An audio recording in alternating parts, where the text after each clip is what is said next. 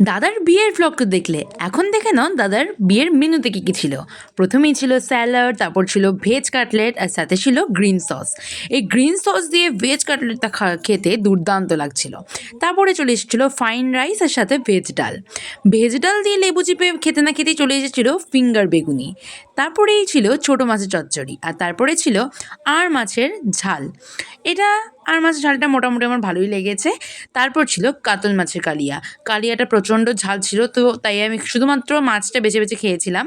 তো যাই হোক, তারপরেই ছিল মেনুতে পোলাও। আমাদের বাঙালির ইমোশন পোলাও আর সাথে যেটা থাকার কথাই অবশ্যই, সেটা হচ্ছে পাঁঠার মাংস।